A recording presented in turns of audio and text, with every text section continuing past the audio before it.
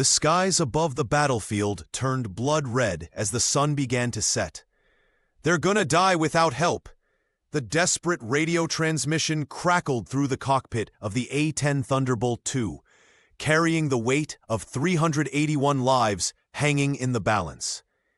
Sometimes following orders means letting good men die, and sometimes true heroism means knowing when those orders must be defied. Before we begin, make sure to subscribe to the channel and comment where you're watching from. The sun beat down mercilessly on Koringal Valley as Lieutenant Marcus Razor Carter pressed his body against the scorched earth. Sweat and blood mingled on his forehead as he surveyed what remained of SEAL Team 7. 81 elite warriors, now scattered across a depression, request immediate air support, he transmitted, his voice deliberately steady despite the chaos erupting around him. The radio crackled with the response he'd heard 3 times already. "Negative, Lieutenant. All assets are committed elsewhere. Estimated support arrival, 90 minutes. Carter glanced at his watch. They wouldn't last 20. The Taliban fighters had positioned themselves perfectly, along the ridgelines, their heavy weapons raining down a storm of bullets and mortar fire. 2 of his men were already critically wounded, with medical supplies dwindling fast. "Sir, East Ridge is advancing," called Peterson, the team's sniper, his rifle barrel glowing hot from continuous fire. "We're down to 30% ammo across the squad." The lieutenant nodded grimly, pressing the transmit button again. "Command, we need emergency extraction. We have wounded and are severely outgunned." The response chilled him to the bone. "Negative on extraction. Weather and terrain make approach impossible. Continued defensive operations. Pentagon estimates, 80% casualties expected." Carter's face remained impassive as he absorbed the death sentence. Around him, his men continued fighting, unaware that their government had essentially written them off. He couldn't let them see his fear. Leadership meant carrying burdens alone sometimes. "Conserve ammunition," he ordered. "Single shots, confirmed targets only." As a fresh barrage of gunfire erupted from the western ridge, Sergeant Mills took a round to the shoulder, falling back with a muffled cry. The medic crawled forward under fire, dragging the wounded man to relative safety behind a cluster of rocks. Carter calculated their remaining options, each more desperate than the last.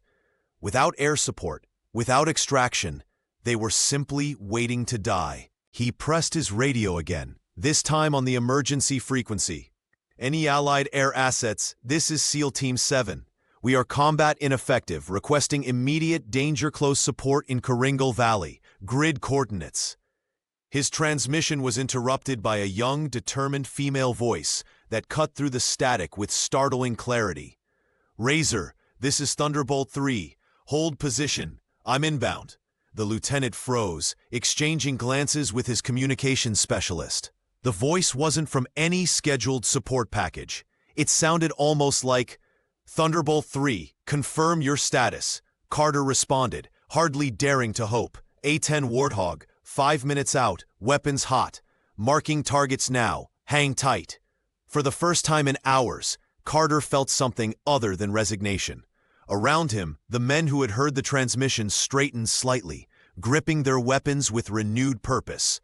Someone was coming for them. Someone had heard. Captain Emma Mitchell stood at the back of the briefing room at Bram Air Base, her eyes fixed on the tactical map of Koringal Valley.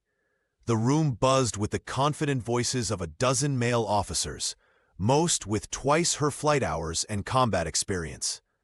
As the youngest A-10 pilot in the squadron, and one of only 3 women, Emma had grown accustomed to fighting for her voice to be heard. "The insertion point leaves the team exposed on 3 sides," she said, stepping forward when Major James Reynolds paused for questions.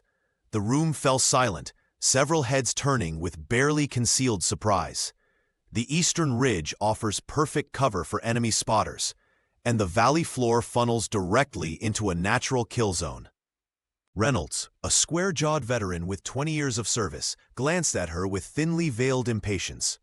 Thank you for your input, Captain Mitchell, but the insertion plan has been approved by SEAL Command. They know the risks. Emma persisted, pointing to the topographical features. Sir, satellite imagery from last week shows increased activity in these cave systems. If SEAL Team 7 encounters resistance here, their exit routes are severely limited. Captain, Reynolds cut her off sharply. Your role is logistics coordination, not tactical assessment. Lieutenant Parker will handle the support plan. He turned away, effectively dismissing her concerns in front of the entire room. The sting of the rebuke followed Emma as she gathered her materials after the briefing. She'd studied the valley for 3 nights, run simulation after simulation. The data pointed to danger, but experience outranked analysis in the eyes of command. Walking down the corridor, Emma passed the memorial wall, a somber collection of plaques and photographs, honoring pilots who never returned from missions. Some faces seemed to watch her, their expressions frozen in time, a silent reminder of the cost of poor planning or bad luck. They didn't listen to Ramirez either, came a voice behind her. Emma turned to find Sergeant Riley Jenkins, an intelligence specialist she'd worked with on previous missions. The sergeant nodded toward a plaque displaying a young pilot's face. He flagged similar concerns about the Kandahar operation last year, Jenkins said quietly. Command thought he was being overly cautious. And, Emma asked, though she already knew the answer from the plaque's presence. SAM site that wasn't on the briefing maps, Jenkins replied. Sometimes being right doesn't matter if nobody's listening. Emma stared at the memorial wall, her reflection faintly visible in the glass covering the photographs. 81 SEALs would soon be entering that valley. The weight of what she knew, and what command refused to hear, settled heavily on her shoulders. Thanks, Riley, she said, straightening her posture. I appreciate someone actually looking at the intelligence. As she walked away, Emma's mind was already formulating a new approach. If the standard channels wouldn't listen, she would need to find another way to protect those men. Captain Emma Mitchell stormed out of the briefing room, her jaw clenched in frustration. She had barely made it 10 paces down the corridor when a gravelly voice called out behind her. Captain Mitchell, hold up a minute. She turned to see Colonel William Wild Bill Harrison approaching, his weathered face creased with a knowing smile. The retired A-10 pilot now served as a technical advisor at Bram Air Base, respected by all for his decades of combat experience. Sir, Emma acknowledged, straightening her posture instinctively. Reynolds is a good officer, but sometimes he can't see the forest for the trees, Harrison said, falling into step beside her. Your father was the same way when we first met, always seeing angles others missed. Emma stopped walking. You knew my father? Jack Mitchell? Hell yes, I knew him, the colonel replied, his eyes brightening with memory. Flew with him during Desert Storm. Thunderbolt Jack, we called him. Best damn A-10 pilot I ever saw. A lump formed in Emma's throat. Her father had died when she was 12, and every connection to him felt like a precious gift. Come with me, Harrison said. There's something you should see. He led her across the base to a small museum housing artifacts from previous conflicts. In a glass case near the back wall sat a battered flight helmet, its surface scarred and dented. That's your father's, the older man explained, pointing to the helmet. Took a piece of shrapnel that would have killed him otherwise, the day he earned his nickname. Emma pressed her palm against the glass, studying the helmet in silence.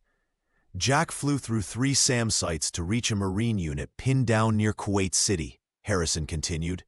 Command said it was too risky, told him to stand down. He went anyway, saved 37 Marines that day. The colonel guided her to a photograph showing a battle-damaged A-10, its tail marked with the number 297. That was his bird, Harrison said softly. Took 9 hits, but got him home. They patched her up, and he flew her until the end of the conflict. Emma traced the outline of the aircraft with her fingertip. I never knew these details. Mom didn't talk much about his service. Your father understood something fundamental about our job, Harrison said. The rulebook matters, but the lives of our people matter more. Sometimes those two things come into conflict. He placed a hand on her shoulder. Reynolds sees you as inexperienced. I see Jack Mitchell's daughter, and that means something to those of us who knew him. Emma looked at the helmet, then back at the photograph of the battered aircraft that had carried her father through impossible odds. "Thank you, sir," she said quietly, "for showing me this." Harrison nodded. "The past has lessons for us, Captain, especially when history seems ready to repeat itself." Colonel William Wild Bill Harrison leaned against the hangar wall, watching Emma Mitchell study the battered A-10 with reverent fingers tracing its batty scars. His voice, weathered by years of desert dust and high-altitude missions, carried the weight of experience no classroom could teach. "The mountain valleys of Afghanistan are nothing like the flight simulators show you," Harrison explained, pulling a worn leather notebook from his jacket. "When you're flying close air support in those canyons, the rules change. The wind shears can drop you 50 feet without warning, and radio signals bounce like pinballs." Emma accepted the notebook, opening to find meticulously hand-drawn diagrams and notes. "What's this?" "My unofficial supplement to the A-10 manual. Wrote it after Desert Storm. Nothing in the official documentation tells you how to thread the needle when your friendlies are 20 meters from the enemy."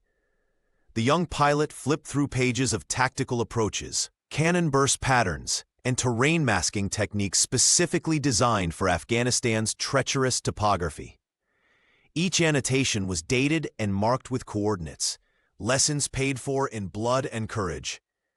"This is incredible," she whispered. "They don't teach this at the academy." Harrison nodded grimly. "They can't. Some lessons can only be learned in the field. Your father understood that." He pointed to a specific diagram showing precision firing angles in narrow valleys. "Jack developed this technique near Kuwait City.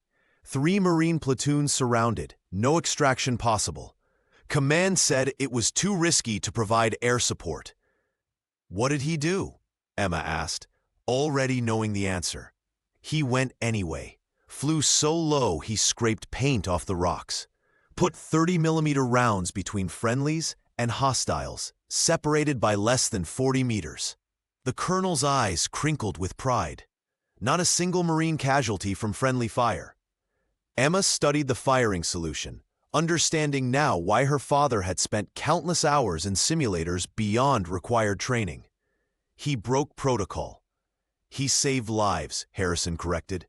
"Sometimes the rulebook and reality don't align. The trick is knowing when to bend without breaking your oath." The technical advisor closed the notebook in Emma's hands. "Keep it. Study it. There might come a day when you'll need to make the same choice Jack did." Emma clutched the weathered pages, feeling the connection to her father strengthen. "Thank you, sir." "Don't thank me yet," Harrison said with a knowing look. "Just be ready when that moment comes. Because it will, Captain. It always does for pilots who care more about the troops on the ground than the brass in the rear." Emma nodded, determination hardening in her eyes. Some lessons weren't found in manuals, but in the legacy of those who flew before her. Those who understood that sometimes saving lives meant risking everything else. The midnight silence of Bram Air Base was broken only by the soft hum of electronics as Captain Emma Mitchell slipped her access card into the simulator room door. The green light blinked, and she entered quickly, glancing over her shoulder. The A-10 simulators sat dormant, their cockpits dark and waiting. Emma had discovered a little-known software backdoor that allowed her to program custom scenarios. A glitch the tech team hadn't bothered to patch. Her fingers flew across the keyboard, inputting the exact coordinates and topography of Koringal Valley. She recreated the ridgelines, enemy positions, and potential SAM sites based on Sergeant Jenkins' intelligence. The young pilot climbed into the simulator, her heart racing as the screens came to life around her. "I thought I might find you here," came a gravelly voice from the doorway. Emma jumped, turning to see Colonel William Harrison watching her with arms folded. "Sir, I can explain." No need. Harrison closed the door behind him. Your father did the same thing before Kuwait City. He approached the simulator, examining her custom scenario with approving eyes. Jack found a way to reprogram the old simulators to practice flying between Iraqi SAM sites. Command thought it was suicide to go that low, but he proved them wrong. Did he get in trouble? Emma asked. Only until he saved those Marines. Harrison smiled, pulling up a chair. Now, show me what you've got planned for this valley. For the next 3 hours, they ran simulation after simulation. Emma practiced terrain masking, using the valley's contours to shield her approach from enemy radar. Harrison offered suggestions, pointing out blind spots and optimal angles of attack. Taps, not streams, he advised, as she practiced with the virtual GAU-8 cannon. Short, precise bursts. When friendlies are that close, you can't afford to walk your fire onto target. Emma nodded, adjusting her technique. The cannon's devastating power required perfect control when operating danger close to friendly forces. By the 4th hour, sweat beaded on her forehead as she executed a particularly challenging run, threading between 2 ridgelines while avoiding simulated anti-aircraft fire. The simulator screen flashed green. Mission complete, all targets neutralized, no friendly casualties. Perfect score, she exhaled, leaning back. Harrison nodded, but his expression remained serious. Good. Now do it again. And remember, the real thing is always harder. The simulator doesn't shake when rounds hit your airframe. It doesn't bleed when shrapnel cuts through the cockpit. Emma reset the scenario, determination hardening her features. Then I'll just have to be better than perfect. That's exactly what your father would say. Harrison replied quietly, watching as the young pilot began her 23rd simulation of the night. Captain Emma Mitchell walked briskly through Bram Air Base, clutching a folder of satellite imagery and terrain maps. The morning sun cast long shadows across the tarmac as she steeled herself for another confrontation with Major James Reynolds. This time, she had evidence. With all due respect, sir, Emma said, spreading the annotated maps across the briefing table. These 3 ridgelines create a perfect kill zone. The satellite passes from last night show disturbed Earth patterns consistent with weapons emplacements. Reynolds barely glanced at her work. The commanding officer's face hardened as he looked up at her. Captain Mitchell, this operation has been planned by people with decades of experience. Your enthusiasm is noted, but misplaced. But sir, the valley floor offers no cover, and these elevation points provide... That's enough. Reynolds slammed his palm on the table, causing several other officers to turn their heads. You're a pilot, not an intelligence analyst. Your job is to follow the mission parameters as given, not to question the operational plan. Is that clear, Captain? Emma felt her cheeks burn as she gathered her materials. Crystal clear, sir. Outside the operations center, she leaned against the wall, trying to collect herself. The young pilot knew what she'd seen. The terrain was a death trap waiting to spring. Those maps look interesting, a voice said quietly. Emma turned to find Sergeant Riley Jenkins, an intelligence specialist she'd spoken with a few times. The sergeant glanced around before continuing. I've been monitoring communications chatter in that sector, Jenkins said, keeping his voice low. There's been a 300% increase in encrypted transmissions over the past 48 hours. Something's brewing. Reynolds won't listen, Emma replied. Most don't until it's too late. The intelligence specialist sighed. But for what it's worth, I think you're right. Those ridgelines are perfect for an ambush. Emma straightened, a decision crystallizing in her mind. Thank you, Sergeant. She walked purposely toward the barracks where SEAL Team 7 was preparing for deployment. Colonel Harrison's words echoed in her thoughts. Sometimes the chain of command fails. When lives are at stake, you have to ask yourself what matters more, the rules or the men. Emma knew warning Lieutenant Carter directly would violate protocol. She could face disciplinary action, possibly even end her career before it truly began. But the alternative, 81 men walking into an ambush with no warning, was unthinkable. She squared her shoulders and quickened her pace. If her father had taught her anything through his legacy, it was that some risks were worth taking. The rules existed to save lives, not sacrifice them on the altar of procedure. Captain Emma Mitchell found Lieutenant Marcus Razor Carter in the equipment bay, where SEAL Team 7 was meticulously checking their gear before deployment.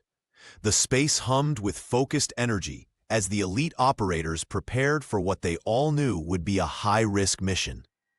"Lieutenant Carter?" Emma approached with determination, clutching her tactical mats. "I need 5 minutes of your time." Carter looked up from inspecting his communications equipment, his expression guarded. "Captain Mitchell, right? The A-10 jockey? We're a bit busy here." "I know, and I wouldn't interrupt if it wasn't important." She spread her maps on a nearby table. "Your planned insertion route through Coringal Valley has at least 3 perfect ambush points. I've identified an alternative approach that adds 40 minutes to your journey, but reduces exposure by 70%.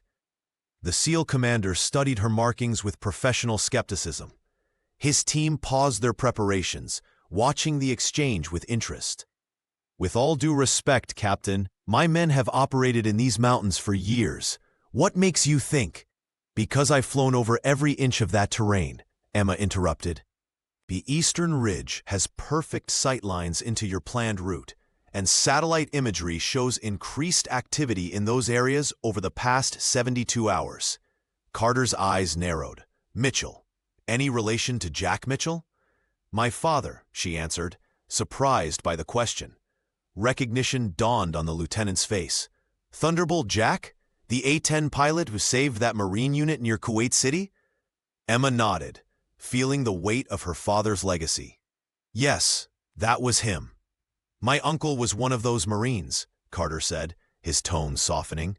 "He told me that story 100 times, said he'd be dead if not for your father's flying." The atmosphere in the room shifted. What had begun as an unwelcome interruption transformed into a moment of connection. Several SEALs exchanged glances, recognizing the significance. "Show me this route again," Carter requested, leaning over the maps with new interest. Emma traced the alternative path with her finger, explaining terrain features and cover opportunities. The team gathered around, asking pointed questions about elevation changes and potential observation points. "It's longer, but you'll have ridge cover for 80% of the approach," she concluded. Carter nodded thoughtfully. "I'll review this with my team. No promises, but I appreciate the intel." As Emma turned to leave, the lieutenant added, "Captain Mitchell, my family owes yours a debt. I don't take that lightly." She paused at the doorway. "Just get your men home, Lieutenant." Walking away, Emma felt a small victory. She hadn't changed the mission, but she'd found one person willing to listen, one ally who might help prevent a disaster.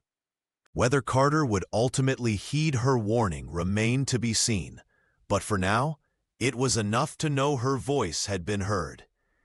The twilight sky cast long shadows across the flight line as Captain Emma Mitchell meticulously inspected the A-10 Thunderbolts being prepped for tomorrow's support mission.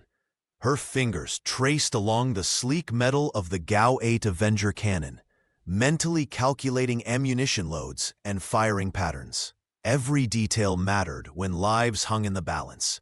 2,000 rounds of high-explosive incendiary, not 1,700, she instructed the armament crew, her voice firm but respectful. The young airman nodded, making the adjustment without question. Emma had developed a reputation for precision that even the most experienced ground crews respected. "Checking up on my work, Captain?" The familiar voice of Colonel William Harrison carried across the tarmac. The retired pilot approached with his characteristic unhurried gait, hands tucked into his flight jacket against the Afghan evening chill. Emma straightened.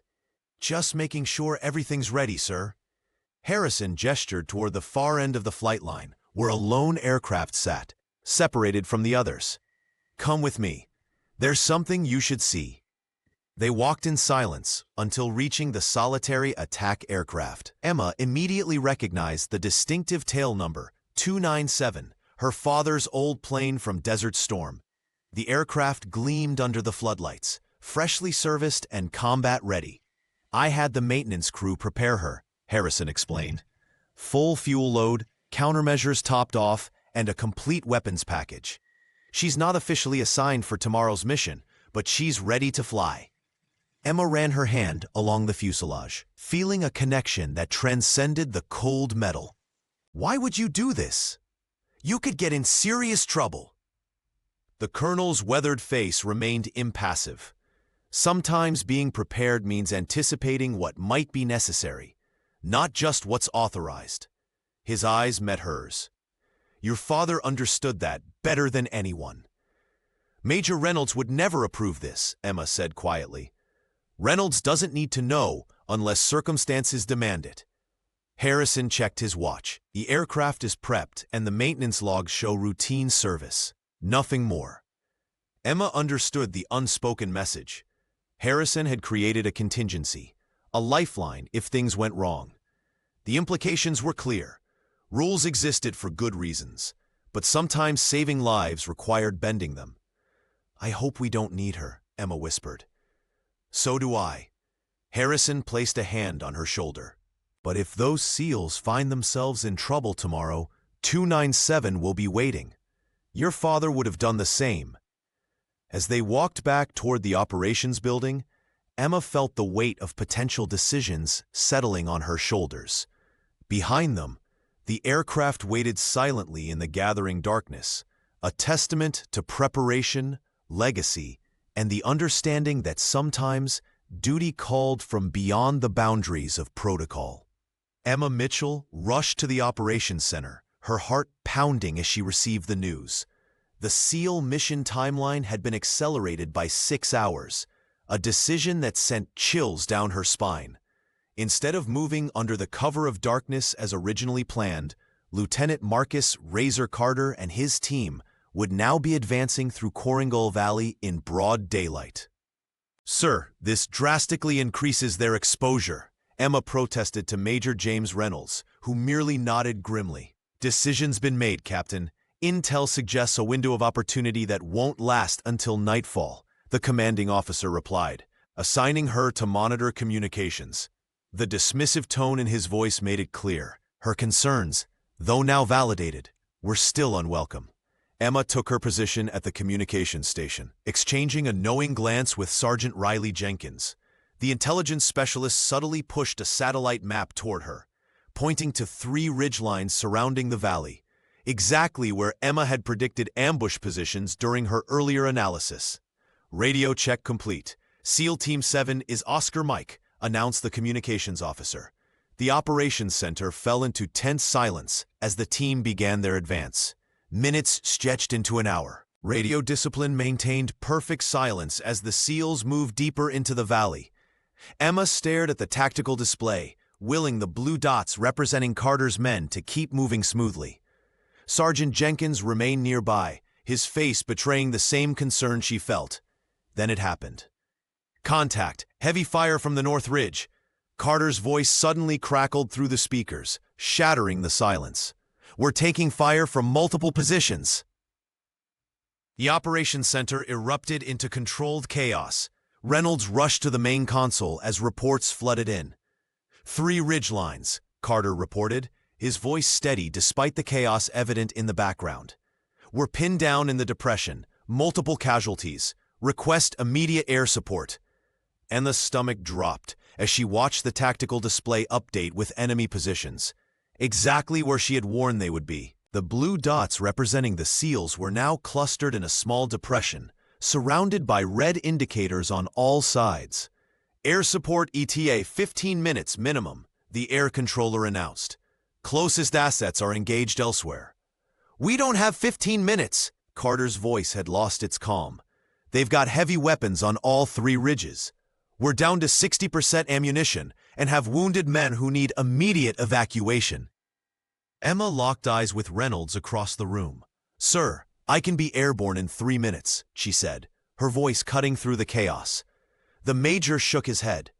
Protocol requires experienced pilots for danger-close operations.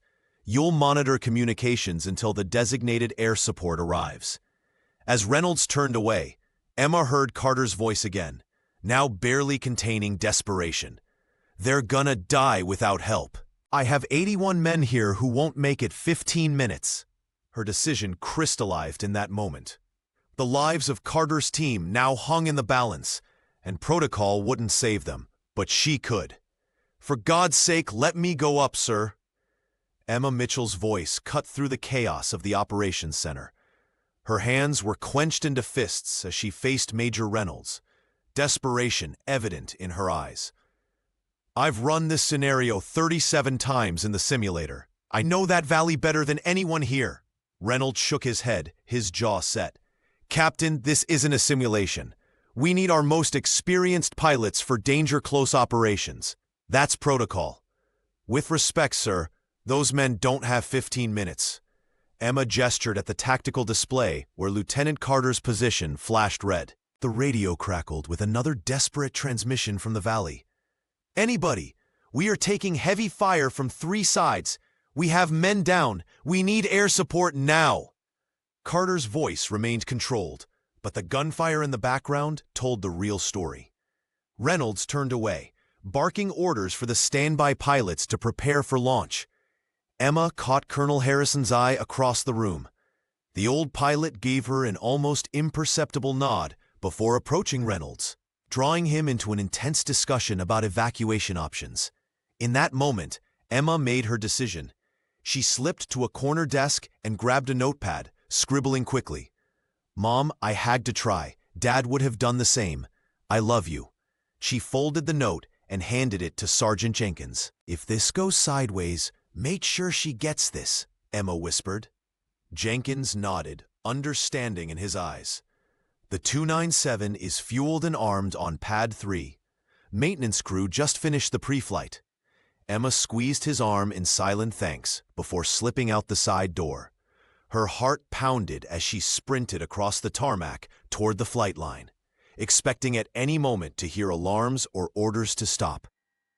The afternoon sun beat down as she reached her father's old aircraft, its shark-toothed nose grinning in the Afghan heat. The crew chief looked startled as Emma climbed up. Captain, you're not on the flight schedule. Emergency launch authorization, she lied smoothly, already strapping in. Direct from Major Reynolds. The maintenance team hesitated only briefly before completing the launch procedures. Emma's hands moved automatically through the startup sequence, muscle memory taking over as the massive engines roared to life. Her father's voice seemed to whisper in her ear. Sometimes you have to break the rules to do what's right. She taxied without clearance, ignoring the frantic calls from the tower. As the aircraft accelerated down the runway, Emma knew she had crossed a line from which there was no return. Court-martial, prison, dishonorable discharge. All possibilities flashed through her mind, but none of that mattered. 81 Americans were about to die without her help. The A-10 lifted off the runway, banking hard toward Korengal Valley as Emma switched to the emergency frequency. Razor, this is Thunderbolt 3. Hold position. I'm inbound. The A-10 Thunderbolt roared down the runway, Captain Emma Mitchell pushing the throttle forward with unwavering determination. She hadn't received clearance. She'd stolen the aircraft, essentially. The 297, her father's old warhorse, responded like it knew the stakes. As Emma climbed into the Afghan sky, she switched her radio to the emergency frequency. Razor, this is Thunderbolt 3. I'm inbound to your position. ETA 9 minutes. The radio crackled with static before Lieutenant Marcus Carter's voice broke through, strained but controlled. Thunderbolt 3? We didn't. Who authorized this? I did, Emma replied simply. Hold position. Help is coming. A mixture of astonishment and desperate hope colored Carter's response. Copy that, Thunderbolt. We've got wounded and we're running low on ammunition. Enemy has the high ground on 3 sides. Behind her, Emma's radio erupted with the furious voice of Major Reynolds. Captain Mitchell, you are ordered to return to base immediately. This is a direct violation of. Emma cut the transmission, focusing solely on the coordinates Carter had provided. The young pilot baked the attack aircraft toward Coringal Valley, her mind calculating approach vectors and weapon solutions. She'd run this scenario dozens of times in the simulator with Colonel Harrison. Now, lives depended on getting it right the first time. Base Command is probably having a meltdown, she murmured to herself, checking her weapon systems. The GAU-8 Avenger cannon was loaded and ready. Her Maverick missiles were armed, everything she needed to turn the tide. As Emma approached the valley, the tactical situation became clear through her canopy. Coringal Valley stretched below her like a natural fortress turned killing field. Steep ridges on three sides with enemy fighters dug in at the high points, raining death on the Americans trapped in the depression below. Smoke rose from several positions, marking where the SEALs were making their desperate stand. Razor, I have visual on your position. I see enemy concentrations on the east, west, and south ridges. Confirm. Confirmed, Thunderbolt. Carter's voice was steadier now. They've got heavy weapons on all three. We've got 81 men down here, 23 wounded. You're our only chance. 81 Americans waiting for her, their lives in her hands. Emma took a deep breath, just as her father would have done. The weight of responsibility settled on her shoulders as I'm beginning my approach, she said calmly. Mark your positions with smoke if you can. I'll take the eastern ridge first. As Emma pushed the control stick forward and descended toward the battlefield, she knew there was no turning back. Whatever consequences awaited her at Bram Air Base would have to wait. Right now, nothing mattered except saving those men below. Emma Mitchell surveyed the battlefield below, her heart pounding against her ribs. The Coringal Valley had transformed into a death trap, exactly as she'd feared during those briefings that no one took seriously. Through her canopy, she could see SEAL Team 7 pinned down in a shallow depression, barely protected from the relentless fire coming from three directions. Thunderbolt 3, this is Razor. Lieutenant Marcus Carter's voice crackled through her headset. Enemy positions on Eastern Ridge at my 2 o'clock, Western Ridge at 10 o'clock, and Southern approach directly behind us. They've got heavy weapons on all sides. Copy that, Razor. How close are they to your position? Emma asked, already calculating attack vectors in her mind. 50 meters, maybe less in some spots, Carter replied, the gravity of the situation evident in his voice. That's danger close, way inside minimum safe distance. Emma inhaled deeply. Standard protocol prohibited air support within 100 meters of friendly forces. The GAU-8 Avenger cannon, mounted on her A-10, was designed to shred tanks, not perform surgical strikes near allies. But these weren't normal circumstances. I trained for this, she whispered to herself, remembering the midnight simulator sessions with Colonel Harrison. Taps, not streams. Razor, I'm coming in low from the north. Mark your position with smoke if you have it. A small plume of green smoke appeared in the depression. Emma pushed the control stick forward, dropping the aircraft to just 300 feet above the valley floor. The enemy would have minimal time to track her before she was on them. First pass, Eastern Ridge, keep your heads down, she warned, lining up her first run.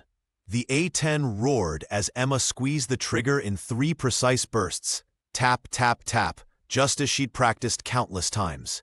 The cannon's distinctive brrt echoed through the valley as depleted uranium rounds tore through enemy positions with devastating accuracy. She pulled up sharply, banking hard to set up her next approach. Western Ridge next. Emma repeated the pattern, this time even lower, using the terrain to mask her approach until the last possible moment. The captain could see muzzle flashes cease as her rounds found their targets. Southern approach on final pass, she announced, sweat beading on her forehead as she executed a tight turn that pushed her to the edge of the aircraft's capabilities. The final attack run was the most dangerous, directly toward the SEAL's position, with enemies just behind them. Emma's fingers danced across the weapon's controls, adjusting her aim with millimeter precision. 3 short bursts, right over your heads, she warned Carter. Don't move. The GAU-8 spoke again, its deadly conversation, silencing the enemy positions mere yards from the trapped SEALs. "Thunderbolt 3, this is Razor." Carter's voice returned, a new tone of astonishment breaking through his professional demeanor. I've never seen anything like it. You just gave us breathing room." Emma circled overhead, scanning for additional threats. "Stay put, Razor. I'm not done yet." The enemy's surface-to-air missiles streaked toward Emma Mitchell's A-10, their fiery trails cutting through the Afghan sky. With practiced precision, she rolled the aircraft sharply, deploying flares that sent the SAMs careening harmlessly into the mountainside. The tactics she'd rehearsed countless times in those midnight simulator sessions were paying dividends now, when it mattered most. "Thunderbolt 3, this is Razor." Marcus Carter's voice crackled through her headset. "Your runs are pushing them back. We've got breathing room to treat our wounded." Emma banked the aircraft hard, lining up another attack run. "Copy that, Razor. Eastern Ridge next. Keep your heads down." The A-10 Avenger roared to life, its distinctive sound reverberating through the valley as depleted uranium rounds tore into enemy positions. She employed the taps not streams technique Harrison had taught her, preserving ammunition while maximizing effectiveness. Each 3-second burst silenced another heavy weapon threatening the SEALs. Back at Bram Air Base, chaos reigned in the operations center. Major Reynolds slammed his fist on the console. "She's disobeyed direct orders. We need to recall her immediately before this gets worse." Colonel Harrison stood his ground. "That aircraft is saving American lives, James. Every second she stays on station increases their chances." "This isn't about the mission anymore," Reynolds countered. "It's about chain of command and—" The secure line interrupted their argument. Admiral Hollister's stern voice filled the room. "This is a direct order from CENTCOM. Captain Mitchell is to remain on station until all SEAL personnel are extracted. I am personally authorizing this emergency support mission." Reynolds fell silent, his expression a mixture of frustration and relief. Harrison allowed himself a small smile. In the skies above Korangal Valley, Emma was unaware of the command decision that had just legitimized her actions. She focused entirely on the battlefield below, coordinating with Carter to identify the most pressing threats. "Razor, I've got movement on your northern perimeter. Looks like they're trying to flank you." "Copy that. We see them. Can you suppress?" Emma adjusted her approach, coming in low over the ridge. "Executing now." The cannon thundered again, cutting down the advancing fighters. With each pass, the young pilot created more space for the embattled SEALs to regroup and establish defensive positions. What had begun as a desperate, unauthorized mission was now turning the tide of battle. As she pulled up from her latest run, Emma noticed the fuel gauge. She had enough for several more passes, but not indefinitely. It wouldn't matter. She'd stay until every last SEAL was safe, or until her aircraft could no longer fly. "Thunderbolt 3, this is Command. Admiral Hollister has authorized your continued support. Medevac inbound in 9 minutes." Emma's defiance had become sanctioned salvation. "Copy that, Command. I'll clear their path." Emma Mitchell banked her A-10 hard left, the airframe shuddering as she lined up the remaining SAM site in her targeting system. The missile operators below had already launched twice at her, both narrowly missing as she executed the terrain masking techniques her father had pioneered decades ago. "Thunderbolt 3, SAM site at your 2 o'clock." Lieutenant Carter's voice crackled through her headset, tension evident despite his controlled tone. "I see it, Razor. Stand by." Emma responded, her finger hovering over the release for her last Maverick missile. She dipped the aircraft lower, hugging the contours of the valley wall before popping up just long enough to acquire lock. The missile streaked away, leaving a trail of white smoke as it found its mark. The explosion sent debris scattering across the ridgeline. "SAM site destroyed," she confirmed, immediately banking toward the next threat. "I'm switching to guns for the heavy weapons on the northern ridge." The A-10 Avenger cannon roared to life, its distinctive sound echoing through the valley as Emma executed a precise strafing run. The depleted uranium rounds tore through enemy positions, silencing the machine gun nests that had pinned down the eastern flank of SEAL Team 7. "Eastern Ridge clear," Marcus reported. "We've got 15 wounded ready to move. Need suppression on the western approach." Emma acknowledged, pulling her attack aircraft into a tight turn. She could feel sweat trickling down her back as she lined up another run, remembering Colonel Harrison's words. "Taps, not streams. Short bursts when friendlies are close." The young pilot executed 3 consecutive passes, each perfectly timed to coincide with the SEAL's movement. Her cannon fire kept enemy heads down as the first group of wounded made their way to the extraction point. "We're moving the critical cases now," Carter's voice came through. "Your timing is perfect, Captain." Emma spotted movement on the ridge, another RPG team setting up. She didn't hesitate, diving toward them and unleashing a 2-second burst that eliminated the threat before they could target the exposed SEALs. "Western Ridge suppressed," she reported, checking her fuel and ammunition status. Both were running dangerously low, but she refused to leave while the team remained vulnerable. Below, the SEALs were making progress, moving in coordinated groups while Emma provided overhead cover. Her attacks created windows of opportunity, each burst of cannon fire precisely placed to maximize protection without endangering friendly forces. "Last group moving now," Carter reported. "You're writing the book on danger close support, Thunderbolt." Emma allowed herself a brief smile. "Just following my father's playbook, Lieutenant. Keep moving. I'll keep them off you until everyone's clear." As the final SEAL team reached defensible terrain, Emma's aircraft continued its protective orbit, a guardian angel of steel and fire, ensuring that all 81 men would live to see another day. The whirring blades of the medevac helicopters cut through the valley's dust-laden air, their approach signaling hope for the embattled SEALs. Captain Emma Mitchell circled overhead in her damaged A-10, scanning for threats. The A-16 support squadron was still 8 minutes out, an eternity in combat.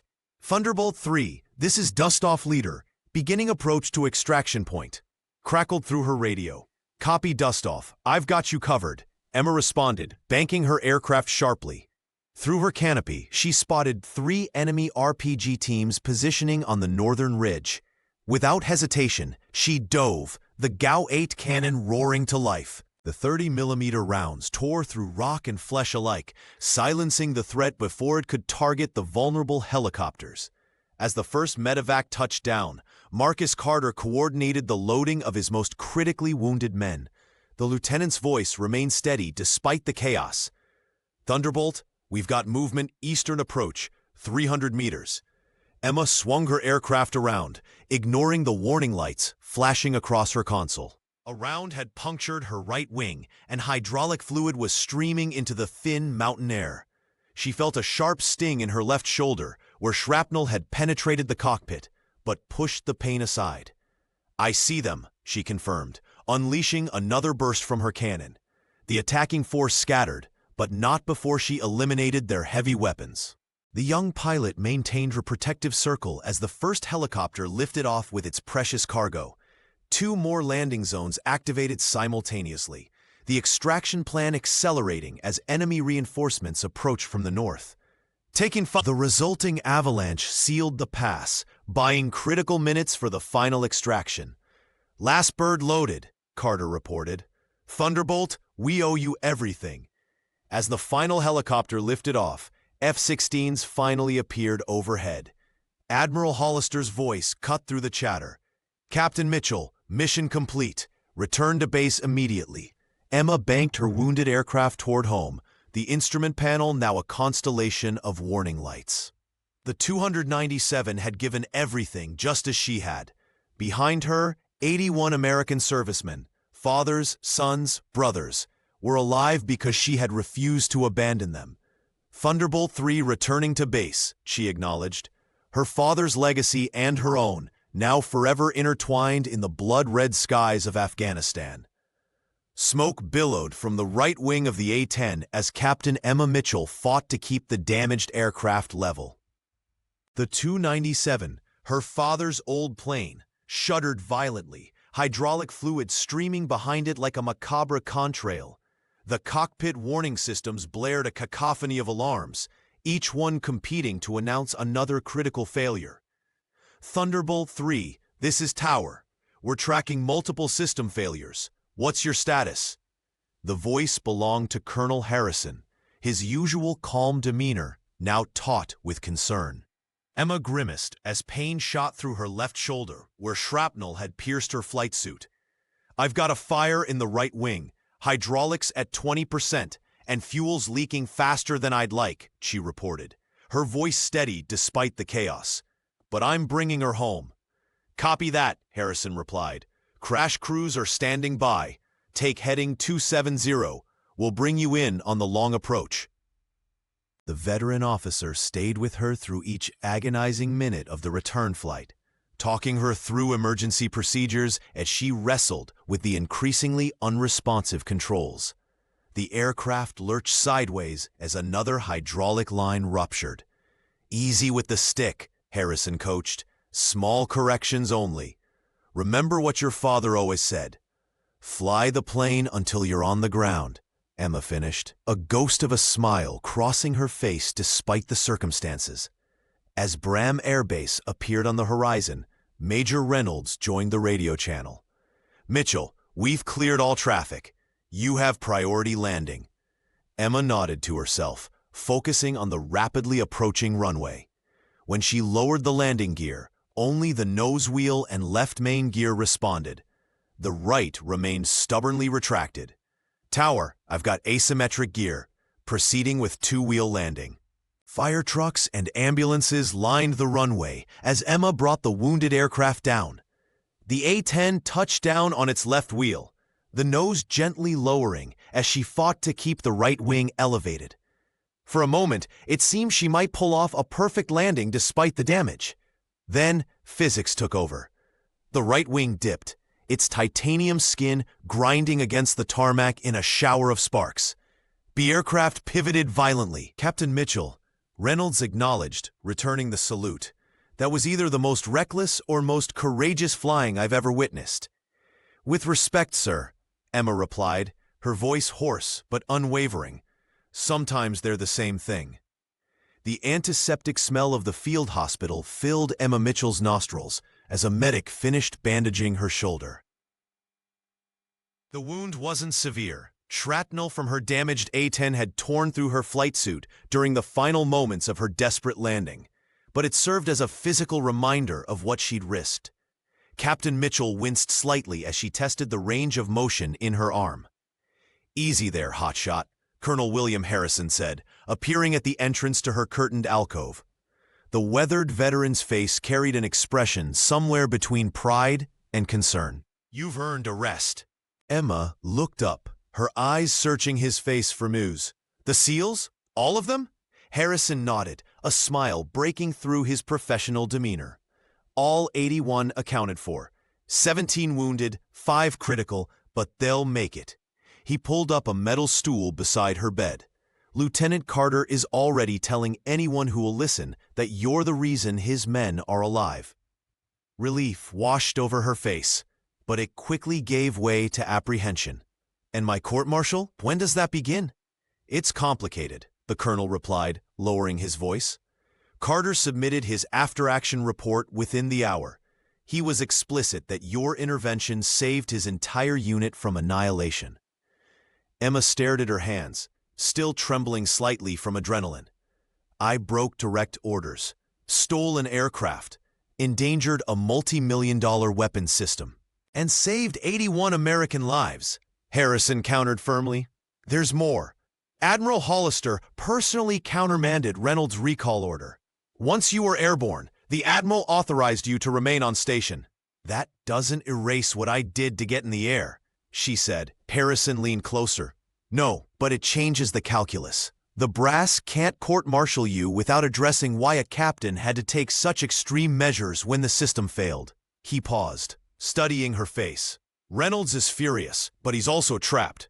Your actions exposed flaws in the command structure that nearly cost us an entire SEAL team.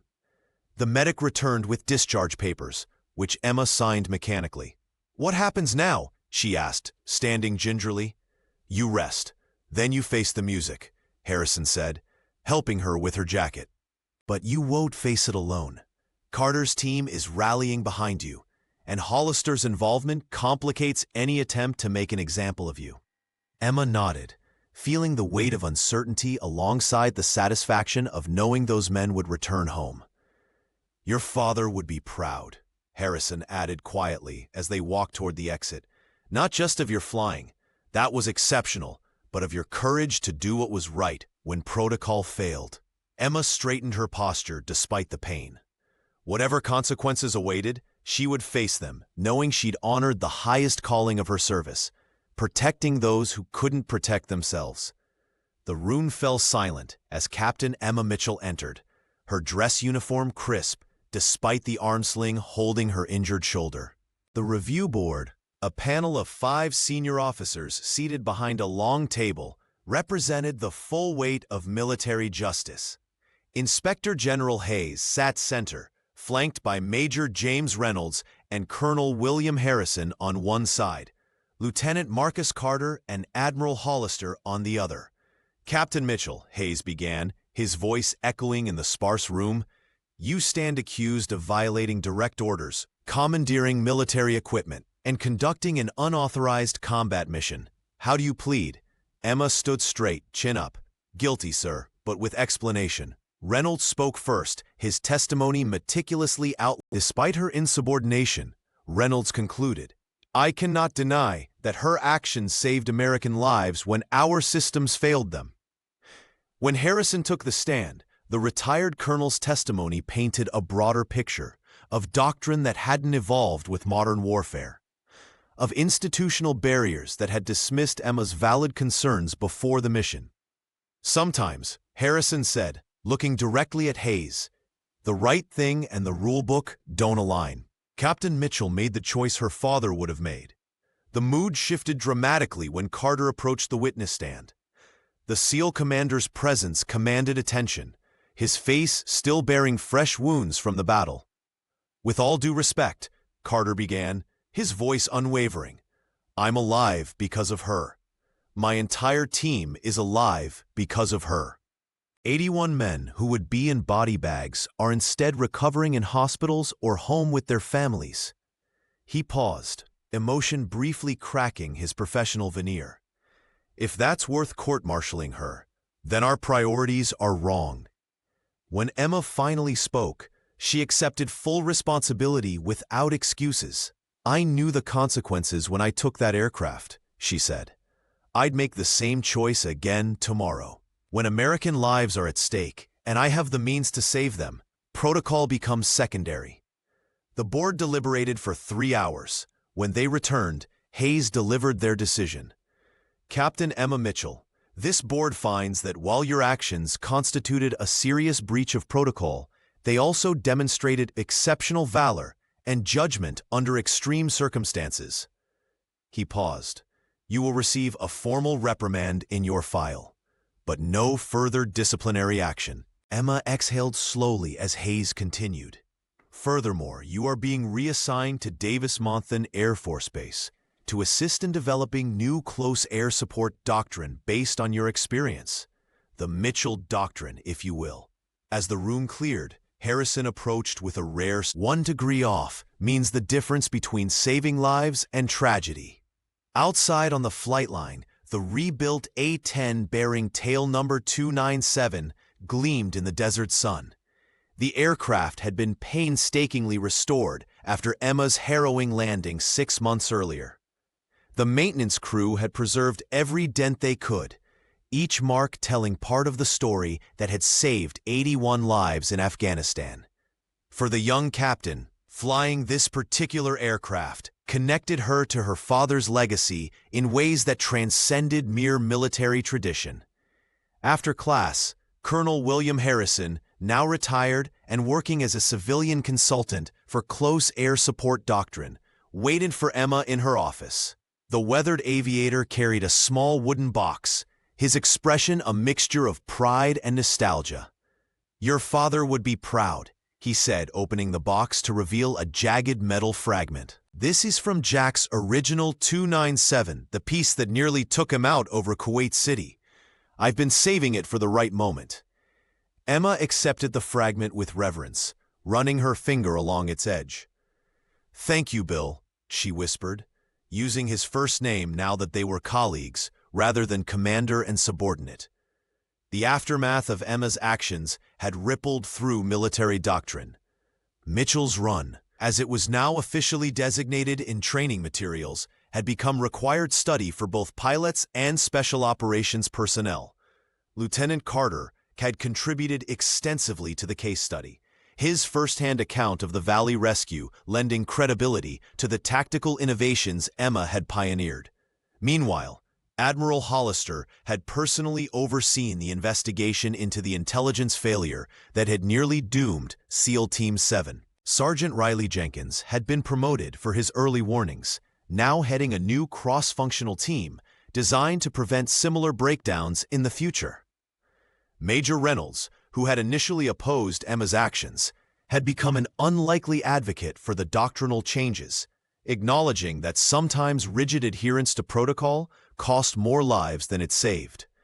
As Emma placed her father's aircraft fragment in her flight suit pocket, she reflected on how a single decision, made in defiance of orders but in service of a higher duty, had transformed not just her career, but the very framework within which the military operated. The Mitchell legacy had evolved from one generation to the next, each chapter written in courage and sealed with the promise to protect those who needed it most. The autumn leaves danced across Arlington National Cemetery as Emma Mitchell knelt before her father's headstone.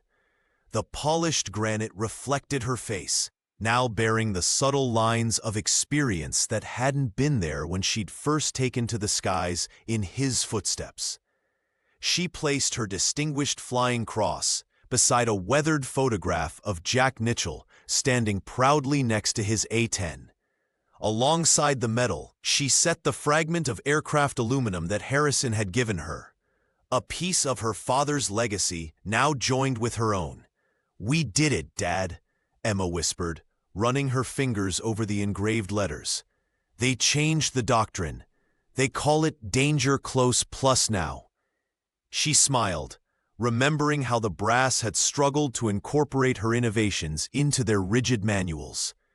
81 men came home because of what you taught me through Harrison." The wind picked up, rustling through the rows of white markers stretching across the hallowed grounds. Emma stood, straightening her uniform, and saluted the grave one final time before walking away, her steps lighter than when she had arrived. 5 years later, Major Emma Mitchell stood on the flight line at Nellis Air Force Base, watching her squadron prepare for the day's red flag exercises. The desert sun glinted off the distinctive shark teeth painted on the noses of her A-10s.